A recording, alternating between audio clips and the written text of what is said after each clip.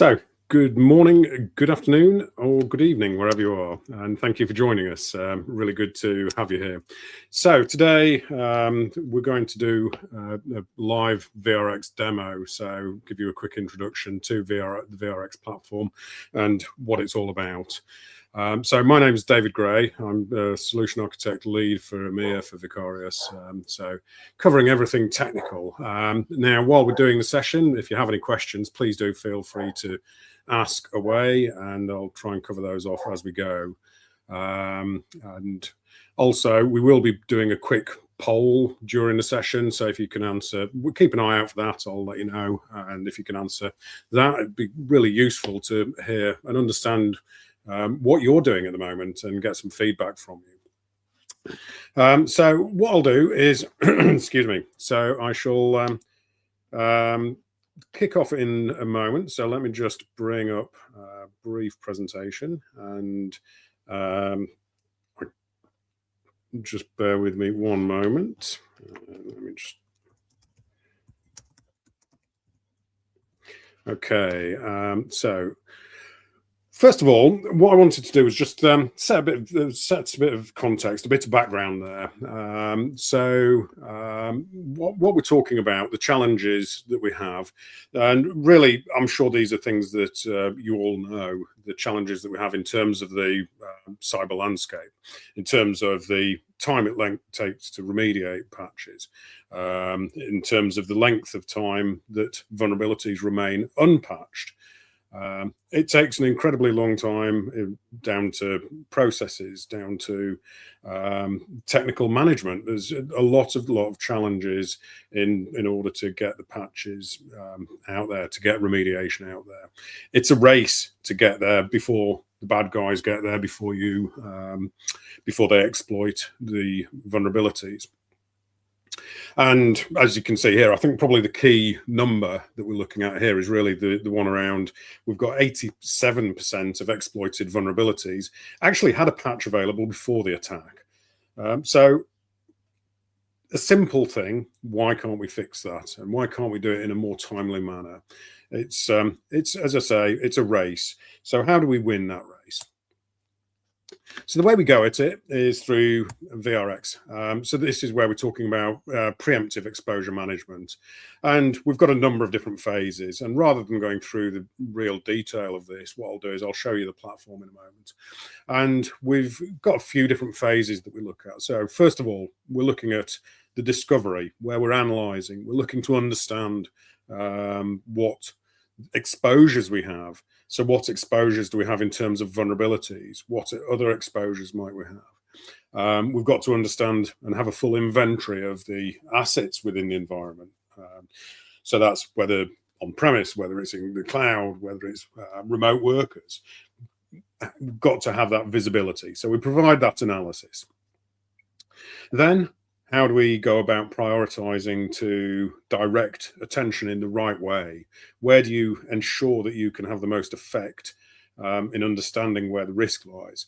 So we can help with that process with our contextual prioritization, where we're looking and defining risk levels of the applications, of the assets. The aim there is workload reduction. How can we make your life easier? How can we make your life simpler? And then finally, the last phase of this is how do we then go about fixing these things? So how do we go about remediating? And there's multiple options there. There's multiple things that can be done. So there's patching, automated or manually. There is virtual patching, the patchless protection, where we don't have patches available. And there's also script-based fixes and operational activities. So what I'll do is I'll take you through this process, through the entire process within the dashboard, show you what it looks like, show you how easy it is to manage that remediation process.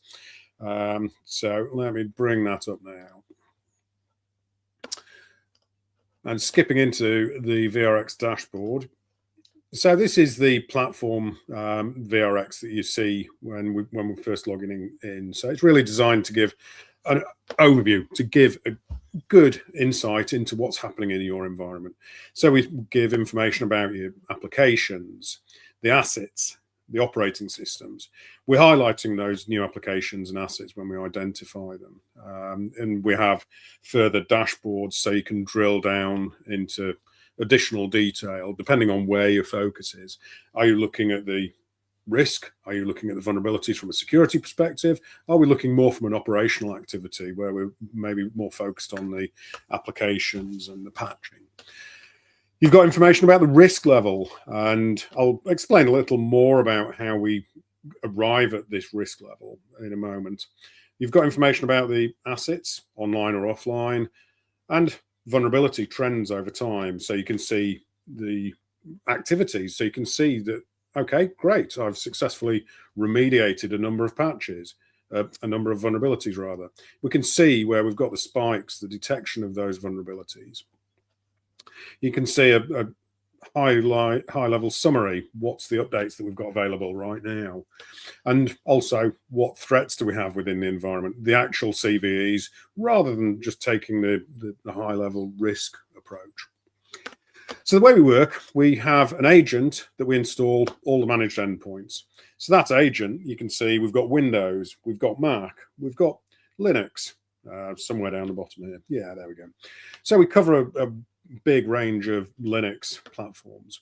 But basically, we can manage all of these operating systems within a single dashboard. The agent, we basically install through a number of different mechanisms. We can work with existing deployment tools. We can work with Intune, GPO, lots of different options. The agent then, when installed, starts to perform an inventory. So we're recovering or identifying some of that basic information. We're looking for IP addresses. We're looking for last logged in users. We're looking for hardware information, motherboard, BIOS, some other information. There's all sorts of different pieces of information we gather. From there, we then look to identify information about the operating system and the application. And you can see there's all sorts of third-party applications that we start to bring in. Basically, any applications that are installed, you'll see within the dashboard. So you've got that inventory, that visibility. We then have information about any updates that might be available, operating systems and applications. And we can actually apply updates from here as well. So there's lots of different ways in that we can do that management process for the remediation and the patching. And then we use that information to identify the vulnerabilities that are present. So you can see we have a number of different CVEs here that we can, again, dive down into, drill down into more detail about those. Now, because it's a cloud-based platform, it does mean that we've got near real-time visibility so that we can, as vulnerabilities are published, we know whether they're relevant to your environment or not. And equally, as patches are applied, we know whether they're relevant, whether they've fixed the problem or whether they haven't. So that we're giving a near real-time visibility there. So it's very different to a lot of the traditional tools where you've got that snapshot. It's a point in time. So pretty much as soon as you've run a scan, that scan is out of date. Tomorrow, vulnerability is published, that scan's out of date. With vRx, new vulnerabilities published, we know whether they're relevant or not. And it's all of that information that you see that builds up to give this overview of the main dashboard. What we then do is we then start to perform a prioritization so that we're taking information starting from the common vulnerability score, the CVSS score that's used for rating CVEs. We take that as a starting point. We then build on that through using what we call X tags. So this, we're taking threat information feeds. We're looking at, for example, whether we have known vulnerabilities, whether we have known exploited vulnerabilities. We're looking at dynamic usage information. So is the application being frequently used? We're looking at whether maybe it needs admin rights, whether it's active on the network. We're also looking at slightly less dynamic information. So, for example, whether we have patches available, or maybe whether we're exposed to certain types of attack, denial of service, remote exploit, Is a social media activity? Is it a log4shell type of, are we vulnerable to log4shell vulnerabilities? So we're looking at lots of different information, and we use all of this to generate the risk score. So that's where we arrive at the high, medium, low across the assets and the applications. So it's really to help you focus where you can have the most effect in reducing risk. And what we can do is we can use these X tags to apply filters. So maybe we want to know if we have any known exploited vulnerabilities within the environment. So we can see straight away, we've got a number of known exploited vulnerabilities that we should probably look at fixing. So 8 of those high risk, 7 medium risk. So they should probably be something we should do about, because they are being actively exploited. But you could also maybe combine these. So if we look at the has patch, we can see with these, we have 3 high-risk applications, we have known exploited vulnerabilities, and we have patches available. Probably should apply a patch to those fairly sharpish, I would say. Likewise with the medium risk. So we can then start to dive into the mitigation and the remediation phase. And you can step through into the software dashboard here. And we can see we've got various filters that we can use. We can look at particular assets. We can look at certain X tags that I was just using at the moment. Or maybe we want to know which applications are affected by a certain CVE. We can do that. And we can also, of course, search for specific applications. Now, what we have is within this dashboard, we're basically giving an insight into whether we have patches available, information about the X tags, and also, of course, the risk score over here.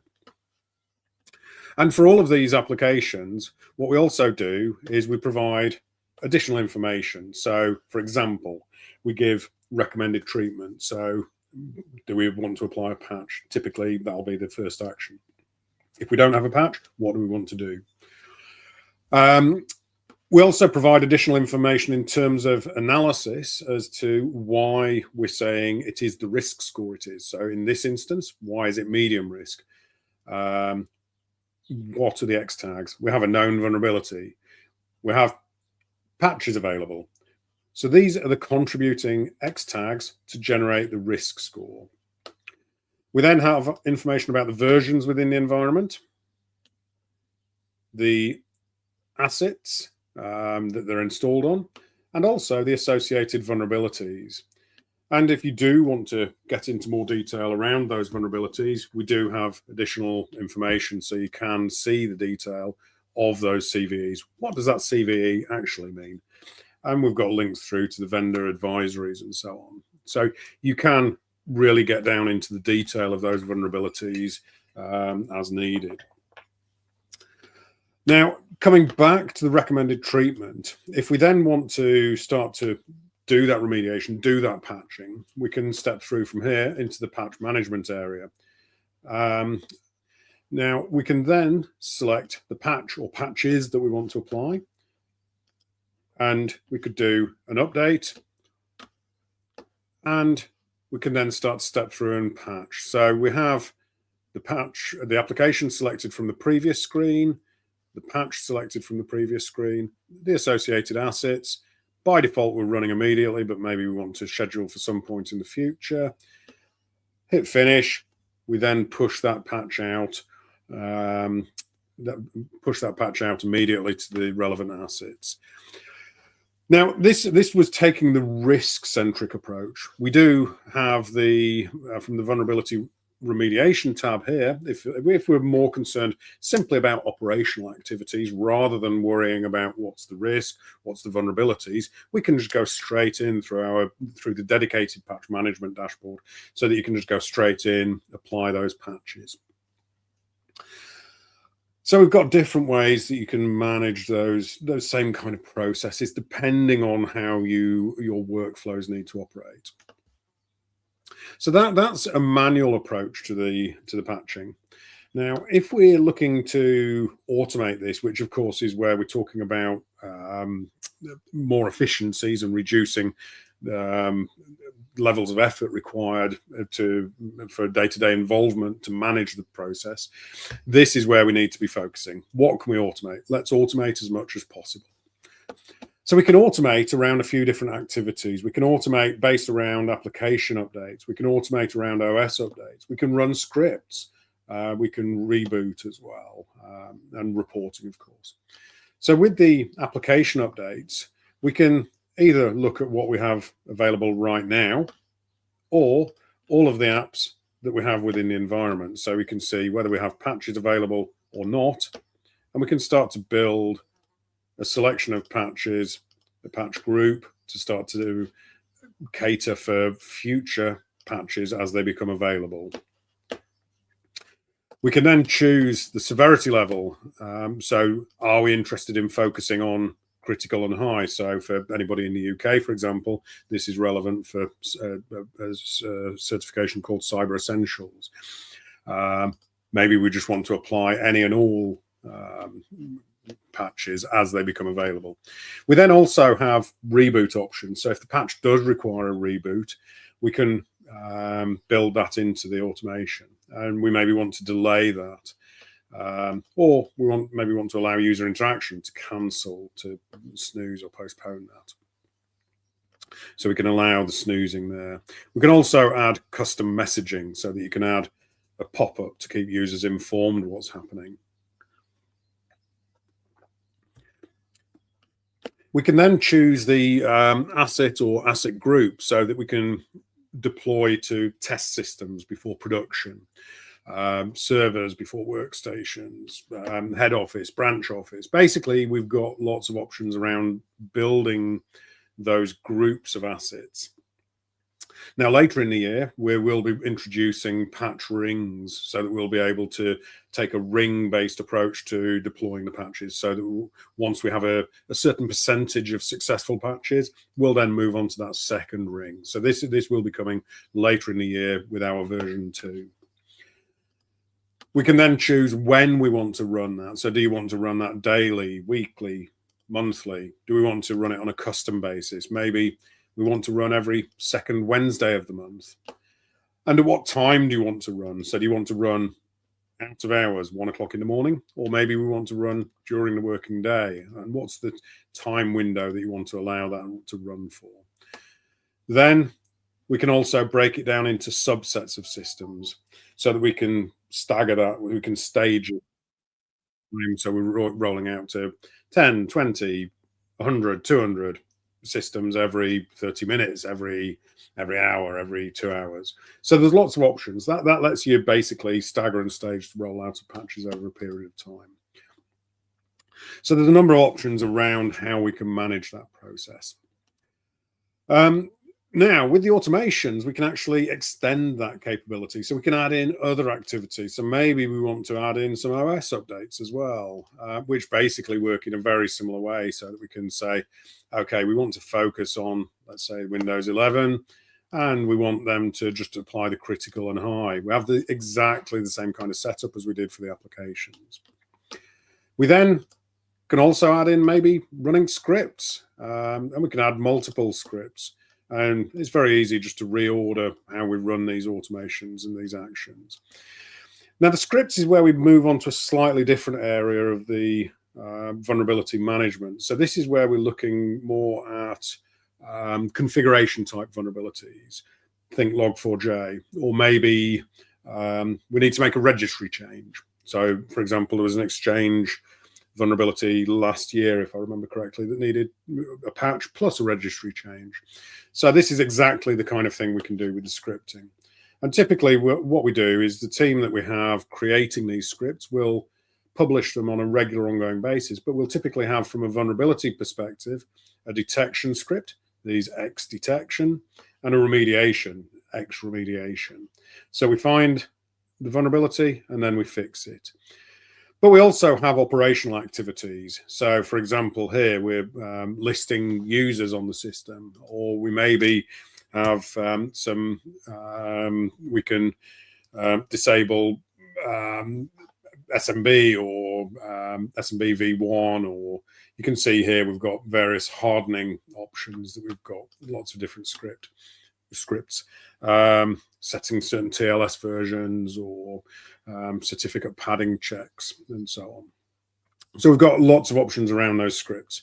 Now, for all of these scripts, we do publish them, as I say, on a regular basis, but we also give you the visibility so you can see what they are. So we're not just hiding them away in a black box. You can see what they are. You can take them, you can adapt them, you can create your own. You can copy these to your own scripts, to your own My Scripts library, and do with them as you will, or you can create your own scripts. And we have, I've got some examples here of the kind of things that I've done for partners, for customers. And some of the things that I've done, it's, for example, I have used scripts for removing software so that we can uninstall software. We can roll back KBs where permitted. We can create restore points on workstations, remove packages, or we can install software. So you can upload a file. So we can upload maybe an executable or an MSI, and then we can run an install. So we can deploy software through it as well. There's quite an interesting one that I did for a customer a few months ago, which was they had a number of users who were basically using browser extensions, browser VPN extensions to bypass content filters. So I had a customer who wanted to be able to identify these first of all, so we're getting and listing them, and then remove them and block them. So we can also remove them, block them, so that they're ensuring that everything goes through the content filters. Basically, very, very, very flexible. And there's lots of options there that you can do with those. Now, couple of other things that I think it's useful to mention, that we can also create groups of assets. So the asset groupings are dynamic. So systems come in, they come out of the groups as they match filters. And we can base these filters around lots of different things. And assets can also exist in multiple groups. We can base them around the name. So we've got wildcards. We can identify if they're pending reboot. We can put them in a group, dynamically drop them into that group, schedule an automation to reboot at a time of your choosing. So you can restart out of hours, patch becomes effective, and away we go. We can filter on whether we have certain applications installed, certain versions of applications. We can filter whether we do not have an application installed. So we can identify if we've got a mandatory application, we can put them in a group. If they don't have it, we can then run an automation to deploy that software, for example. We can, of course, filter on the operating system families, and various other attributes, IP address, domain name, organizational unit. And you can, of course, create your own custom tags if required. And in turn, what we can do is we can use all of this to create asset. With these groups, we can apply filters. So, for example, we can see what's the risk status of this particular asset group. You can see what's the risk, the associated vulnerabilities, and use that to really focus on different areas of the business. We can also then use these groups to create teams so that we can generate role-based access control, manage role-based access control to these different teams, to segregate and delegate permissions to those that should have access to ensure that that's managed appropriately. So we have lots and lots of different areas around there. Now, in terms of the vulnerabilities, we do have a full breakdown of the vulnerabilities, the detection events, the mitigation events, so we can see exactly what's happening on any individual asset, on any individual asset group, or on any particular application. So we can see exactly what's happening with those vulnerabilities. And we also have a full breakdown of those vulnerabilities so that you have visibility. What's active right now? What should I be worried about right now? What can I focus on? So if you do want to go into the vulnerability and look at the detail of those vulnerabilities, you can take that slightly more traditional approach rather than focusing on the risk level. And we, of course, have lots of reporting on all of these actions, all of these activities. We have various integrations, so we can do syslog integrations with SIM platforms. We have a flexible API. And I think there's lots of things here that I haven't shown you, but I am conscious that we're coming up against the end of the time at the moment. So I'll probably wrap up with the demonstration there. If we do have any questions, please feel free to just drop them into and we'll cover those off. Now, if you do want a more in-depth demo, then please reach out to us. We're more than happy to schedule a demo and to run a proof of concept. So if you want to test the platform, again, that's something that we can certainly facilitate and we'd welcome. So please do reach out to us and get in touch, and we can work with you on understanding your requirements and ensure that we can deliver those. So I've just seen one question popped up there around the licensing. So basically the licensing we keep really simple. So everything that you've seen, the patching, the vulnerability assessment, the prioritization, all included, single license. Doesn't matter whether it's Windows, Mac, Linux, server, workstation, number of administrators, doesn't matter. It's all one platform. Now, we do have some other products that we can bring in that enrich that data and the visibility and and how we look at that data. So we'll be setting up some webinars and some sessions to introduce you to vRadar and vIntelligence and the whole new version 2 platform as we get there. So yeah, again, if there's any more questions, please do fire them up in the chat. But if not, I think we'll probably wrap up about here. And thank you very much for attending. And hopefully I'll see you on one of the next sessions.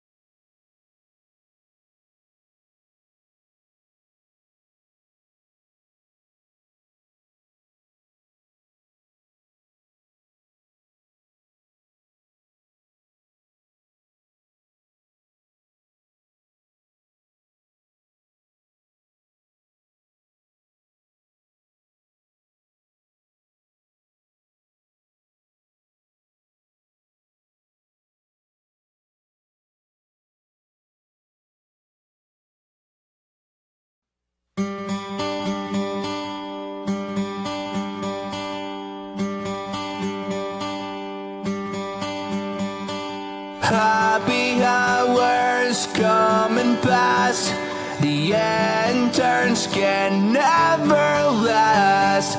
Wake me up when Patch Tuesday ends.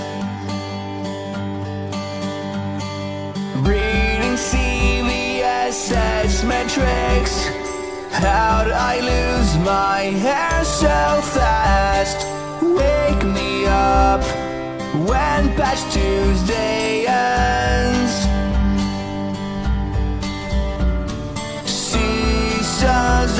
returns come again, spamming my inbox, calling recruiters again.